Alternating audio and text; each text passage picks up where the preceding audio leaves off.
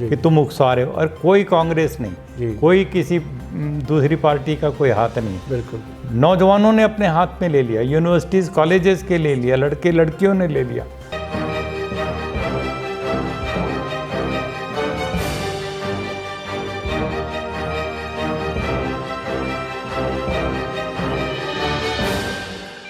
Hello, नमस्कार, आदाब, सत श्री अकाल और अस्सलाम वालेकुम। मैं हूं मोहम्मद अहमद काज़मी, लेकर आया हूं आपका पसंदीदा कार्यक्रम आपके रूबरू।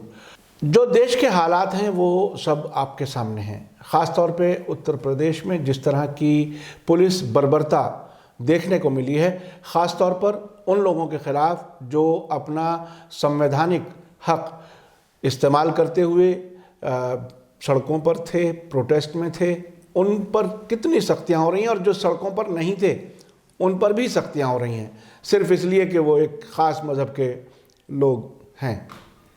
ऐसी बहुत सी खबरें आई हैं मुजफ्फरनगर, मेरठ, बिजनौर, जहाँ बहुत ही ज़्यादा कम्युनल लाइन पर पुलिस काम कर रही है, और मेरठ के एसएसपी ने तो बाकायदा उसकी रिकॉर्डिंग वायरल है जिसमें उन्होंने कहा कि पाकिस्तान जाओ।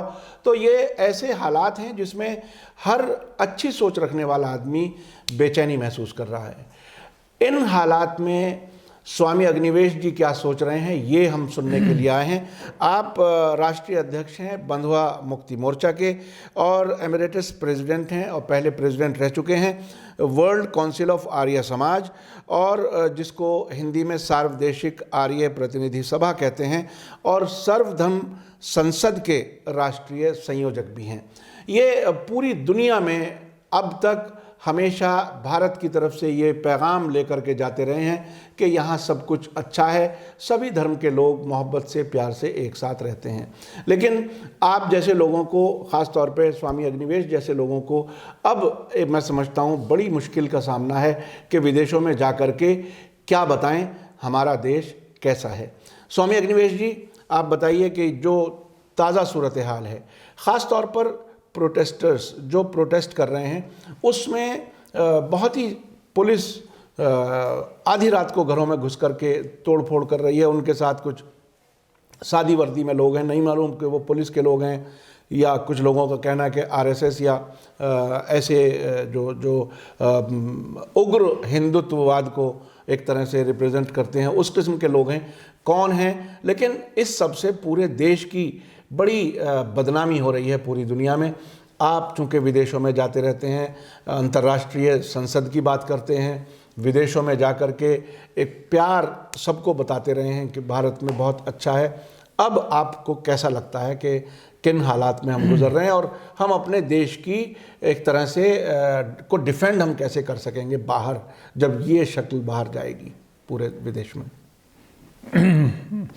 आपने बहुत सही कहा है कि मैं जब भी विदेशों में गया हूँ तो बहुत फ़ख्र के साथ भारत के बारे में कहता रहा कि दुनिया में इसकी मिसाल कहीं और नहीं मिल सकती कि जहाँ हज़ारों साल से हम सब मज़हब के लोगों को लेके साथ मिलके पूरी डाइवर्सिटी के साथ और न केवल रह रहे हैं बल्कि अमन और शांति के साथ आगे बढ़ रहे हैं। तो बताया करता था मैं कि कैसे पारसियों पर जुल्म हुआ, तो वो 2500 साल के लगभग हमारे देश में आए और हमने उनको पनाह नहीं दी, बल्कि वो आज हमारे देश के सबसे ज़्यादा पढ़े लिखे और सबसे ऊंचे से ऊंचे पदों पर बैठे हुए लोग हैं। थोड़ी संख्या है बिल्कुल, लेकिन बिल्कुल, फिर और सब कारोबार में बहुत कारोबार में इस्लाम को देखें तो दुनिया में second largest Muslim country in the world Bharat माना जाता है, इंडोनेशिया के बाद। ईसाइयत के बारे में खुद ईसाई धर्मगुरु बताते हैं कि पहले वो भारत में आया 52वें साल में, और फिर उसके बाद यूरोप अमेरिका गया। बहाई लोगों को तंग किया गया वहाँ ईरान में, तो वो सबसे बड़ा सुंदर उनका जो मंदिर है लोटस टेम्पल भारत में है। जी। तो ये सब बातों को हम इतने फ़ख्र के साथ पेश करते थे और हमारा माथा ऊंचा उठता था। अब बाहर की बात तो छोड़ दीजिए, अपने देश में ही हमें शर्म से सिर झुकाना पड़ रहा है। क्योंकि इस सरकार ने वो दहशतगर्दी पैदा कर दी। अभी तक तो हम कोस रहे थे कि दहशतगर्दियों को टिकट देना भोपाल से जितवा करके लोकसभा में लाना, जी जी प्रज्ञा ठाकुर जैसी उल्टी बातें करने वाली को, और अभी तक उन्होंने पार्टी से नहीं निकाला, नहीं कुछ भी नहीं किया। जी जी तो जो गांधी के हत्यारे की तारीफ कर रही है गोडसे की, उसको तो आपने पार्टी में बना के रखा हुआ है। बीच बीच में थोड़ा बहुत बोल देते हैं नहीं ठीक नहीं है, लेकिन इसका मतलब क्या है? उसके ऊपर बाकायदे दहशतगर्दी का, आतंकवाद का केस चल रहा है, वो जमानत पे है स्वास्थ्य लाभ के लिए। जी, जमानत भी नहीं कहते उसे, वो पेरोल कहते हैं, जो वक्ती तो होती है। जी ठीक कह रहे हैं। बिल्कुल, हाँ। उस पर छूट के आई है, और उसको आपने टिकट ही दिया नहीं, उसको जिता करके यहाँ ला करके बैठा दिया आपने संसद में। जी जी कहने का मतलब है कि इनकी क्रेडिबिलिटी, इनकी पूरी की पूरी जो दहशतगर्दी का पूरा वो दिखा रहे हैं, तांडव नृत्य हो रहा है, वो बहुत ही परेशान करने वाला है। और जामिया मिलिया इस्लामिया से शुरू हुआ, और वो याद दिला गया जो हमारा जलियांवाला बाग, जी आज हम उसको जामिया मिलिया बाग बोल रहे हैं। जी जिस तरह से घुस करके लाइब्रेरीज में, घरों में, सब जगह पर मारा पीटा लड़कियों तक को, तो ये सारा कुछ देख करके हमें लग रहा है, और अब उत्तर प्रदेश ने तो सारी सीमाएं तोड़ दी। जी यूपी के मुख्यमंत्री योगी आदित्यनाथ भाषा क्या बोल रहे हैं? बदला लेंगे। जी जी, वो बदला हैं, बदला लेंगे। बहुत ही ये बदला खतरनाक। किस बात का ले रहे हैं आप? हाँ, आप बताइए कि आपने अभी तक जो कुछ कार्रवाइयाँ की हैं उसका क्या कानूनी पहलू है? नोटिस भेजे हैं, लोगों से नोटिस पैसा भेज मांगा जा रहा करके है। पैसे वसूल रहे हैं, ज़बरदस्ती वसूल रहे हैं, और लोगों को जेलों में डाल रखा हुआ है। हज़ारों लोग जेल में पड़े हुए हैं, 25 से ज़्यादा लोग वहाँ मर चुके हैं, हलाक हो चुके हैं पुलिस गोलियों से। उनके खिलाफ, पुलिस वालों के खिलाफ तो कोई कार्रवाई आप नहीं कर रहे। वीडियोस मौजूद हैं, सबूत वीडियो मौजूद हैं। मौजूद हैं। पहले तो कहते रहे नहीं पुलिस की कोई गोली नहीं चली, अब वो पुलिस वाला खुद आगे बढ़ के बोल रहा है अफसर कि मैंने गोली चलाई है और आदमी मर गया। जी जी तो अब इसको कहाँ तक छिपाते जाएंगे आप? और वीडियो से सारी चीज़ें अब सामने बाहर आ रही हैं। अब आप यहाँ तक हो गए कि एसपी खुद बयान दे रहा है मेरठ का कि पाकिस्तान चले जाओ यदि कानून नहीं मानते तो। और वो ये कहता है मैंने ये गली देख ली है, मैं भूलता नहीं हूँ कभी। मतलब इस हद तक उसकी दुश्मनी, डरावनी सी एकदम से, ये जो पूरा का पूरा माहौल इतना गंदा कर दिया उत्तर प्रदेश के अंदर कि जैसे इनके नागरिक संशोधन कानून का विरोध करना अपने आप में देशद्रोह का काम है। और जैसे सीमा के पार लोग गोलियों से उड़ा दिए जाएंगे, ऐसे ही उड़ा दिए जाएंगे यहाँ पर भी। छोटे छोटे बच्चे और गुम हो गए हैं, माँ बाप परेशान हैं। अब 1.25 साल की बच्ची है वो चंपक, उसके माता पिता बेचारे परेशान घूम रहे हैं। जी जी बनारस की शायद वो बच्ची है। और अब आप वहाँ पटना में देखिए फुलवारी शरीफ में आमिर हंजला जो है, उसके बाप 21 तारीख से ढूंढ रहे हैं कहाँ गया हमारा बेटा। जी जी जी तो बिहार बंद था और उस दिन से उसका बेटा मिल ही नहीं रहा है, कहाँ गया।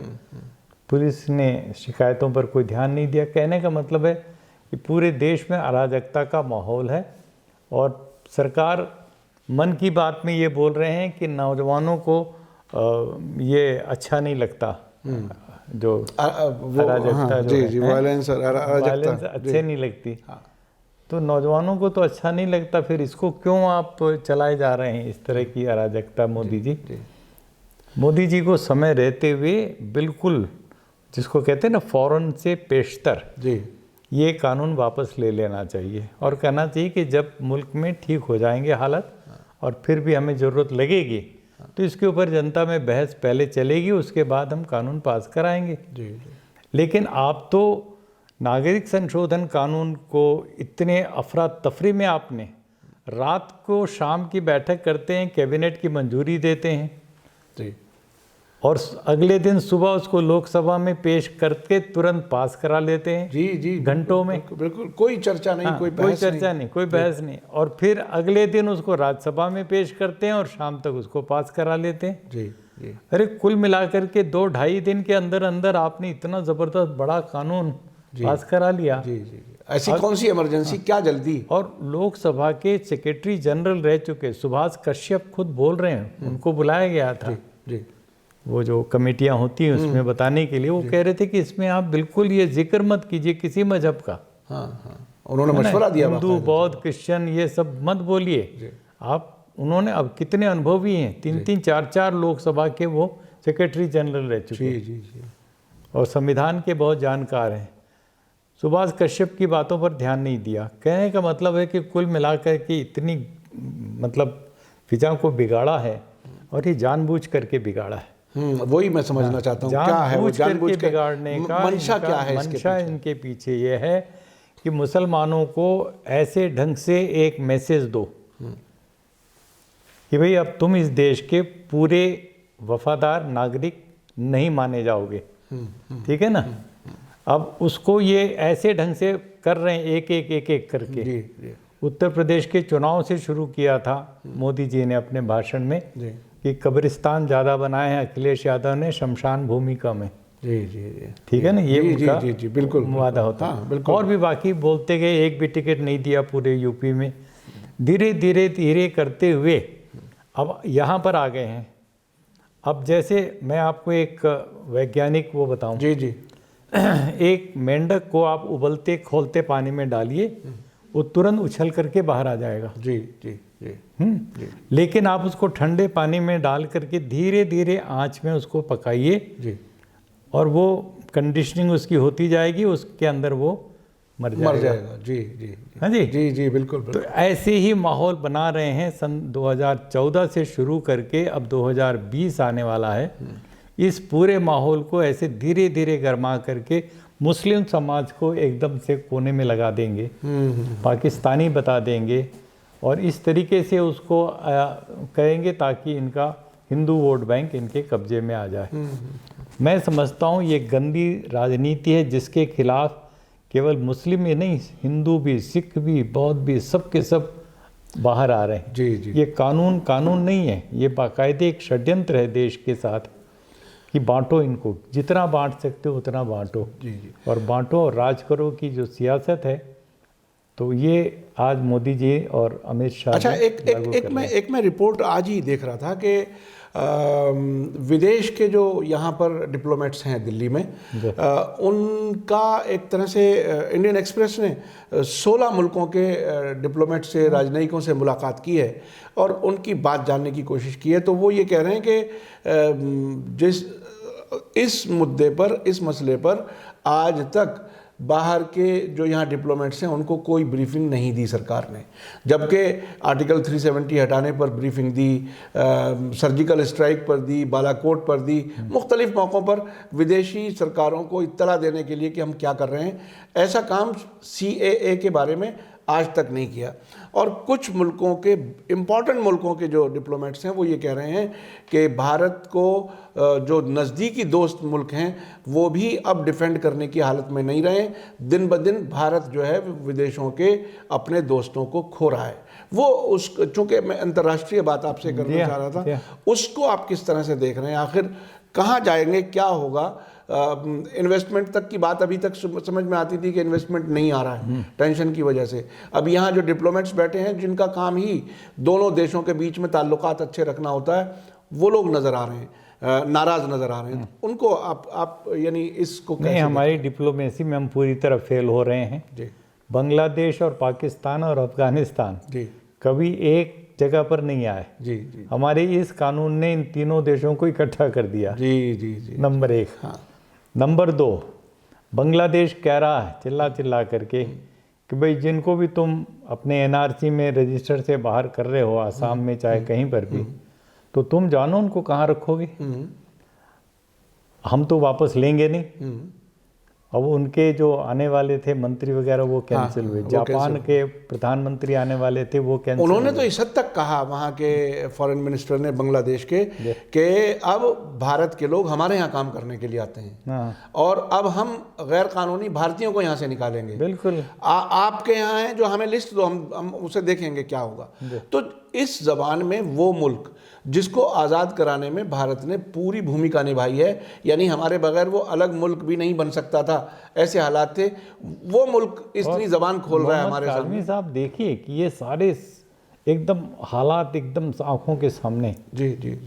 और उसके बावजूद रामलीला मैदान में खड़े होकर के भारत के प्रधानमंत्री सरासर झूठ बोलते हैं, कोई डिटेंशन कैंप नहीं है। एक विदेशी मीडिया ने तो इस हद तक कहा कि मोदी जी ने ट्रंप को भी पीछे छोड़ दिया झूठ बोलने में, 5 झूठ गिनवाए थे उसमें। हाँ जी, तो आप भी वही बात बता रहे हैं। बिल्कुल महा झूठ बोल रहे हैं, सफ़ेद झूठ बोल रहे हैं।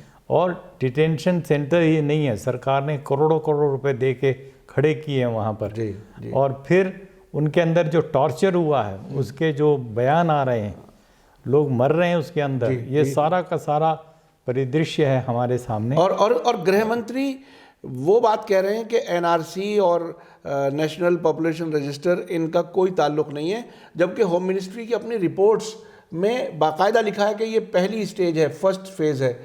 तो ये झूठ पे झूठ मुसलसल हुकूमत के जिम्मेदार, आखिर ये कैसे, मतलब विश्वास ही ख़त्म अगर सरकार से हो जाए और जैसा कि हो रहा है, ऐसी हालत में आखिर फिर आगे देश के लिए क्या बचता है? देखिए मुझे तो साफ दिखाई पड़ रहा है कि नोटबंदी में बहुत मार झेली, लेकिन विश्वास इतना कम नहीं हुआ था सरकार का। जी जी जी। जीएसटी में परेशान हुए सब लोग, छोटे व्यापारी से लेके दूसरे लोग। जी जी। लेकिन इतना विश्वास कम नहीं हुआ था। जी जी जी। लेकिन अभी देखते देखते दोबारा चुने जाने के बाद, इतनी बड़ी मेजॉरिटी के बाद, 6 महीने के अंदर अंदर इतनी तेजी से विश्वास कम हो रहा है मोदी जी की हुकूमत से कि मैं बता नहीं सकता कि आगे आने वाले 6 महीने में क्या होगा। जी जी जी जी। तो इस हालात में मुझे ये लग रहा है कि शांतिपूर्ण आंदोलन पूरी ताकत से होना चाहिए। जी, मैं वही समझना चाहता था। शाहीन बाग में देखिए, शाहीन बाग में 14 दिन हो गए, मेरी माँ, बहन, बेटियाँ जी जी जी इस कड़कते सर्दी में, जहाँ हम 2 मिनट बाहर नहीं निकलना चाह रहे, जी जी वो खुले आसमान के नीचे बैठी, जी जी जी जी, बहुत बड़ी बात। सुबह से शाम बैठी हुई हैं, दिन भर बैठी हुई हैं, और वो देखिए कितनी हिम्मत है, शांतिपूर्ण तरीके से। हाँ हाँ। अच्छा, मुझे ये लगता है कि अब वो जो एक पर्दा था या एक झिझक थी या एक डर था, अब नारे लगाने वाले खुल करके मोदी जी के खिलाफ भी, अमित शाह जी के खिलाफ भी नारे खुल करके सड़कों पर लगा रहे हैं। और जो लोगों के अंदर डर था वो निकल गया। इस डर निकलने के बाद की परिस्थिति क्या होगी, वो मैं आप चूंकि एक लंबे समय से देश को देख रहे हैं, ये देखिए कि जितना जितना डर निकलता चला जाएगा और आंदोलन ज़्यादा से ज़्यादा शांतिपूर्ण होता जाएगा, भागीदारी बढ़ती जाएगी, क्योंकि ये किसी एक पार्टी का नहीं है। बार बार ये कांग्रेस को कह रहे हैं कि तुम उकसा रहे हो, और कोई कांग्रेस नहीं, कोई किसी दूसरी पार्टी का कोई हाथ नहीं है। बिल्कुल। नौजवानों ने अपने हाथ में ले लिया, यूनिवर्सिटीज़ कॉलेजेस के ले लिया, लड़के लड़कियों ने ले लिया, ये बहुत बड़ी तब्दीली है। तो ये जो एक पीपुल्स पावर एसर्ट कर रहा है, विद्रोह कर रहा है, इसको कोई ताकत दबा नहीं सकती। जी जी जी जी जी। और जब तक ये पूर्ण अहिंसक रहेगा, पूरी ताकत से नॉन वायलेंट रहेगा, तो मुझे विश्वास है कि ये बच्चे गली तो गली में निकलेंगे। आप इस आंदोलन के जारी रखने का समर्थन करते हैं? बिल्कुल, बहुत कब ज़्यादा तक जारी रहना चाहिए? मुझे लगता है कि जब तक ये नागरिक संशोधन कानून को जो पास कराया, अफरा तफरी में, इसको वापस लेकर के आगे के लिए पूरा निश्चित वादा करें कि न कोई पॉपुलेशन रजिस्टर होगा, न कोई सिटीजन रजिस्टर होगा। जी जी, यानी ये तीनों चीजें, CAA, NRC, और जो 2021 में कराना है जी मर्दमशुमारी, वो कराइए। जी। लेकिन इसके अलावा कोई कुछ नहीं होगा। जो भारत में रह रहा है उसको जो नागरिक मान करके आप चलिए और फिर उसके ऊपर अमल कीजिए। शांति भंग में असली मुद्दों को उठाइए, गरीबी, बेरोजगारी, और लोग मर रहे हैं दवाई के अभाव में। अब ठंड के प्रकोप में कितने सैकड़ों लोग मर रहे हैं, ठंड से कोई मरता है नहीं, गरीबी की वजह से। बिल्कुल बिल्कुल बिल्कुल। तो ये सारी चीज़ें मैं बता रहा हूँ कि ये थे सवाल जो सरकार को उठाने चाहिए थे, जिसका वादा इन्होंने किया था कि हम विकास लाएंगे। जी जी। हाँ, विकास तो दूर रहा, आप बंद हो गया सारा विकास का सिलसिला, और भूखमरी बढ़ रही है, गरीबी बढ़ रही है, बेरोजगारी बढ़ रही है।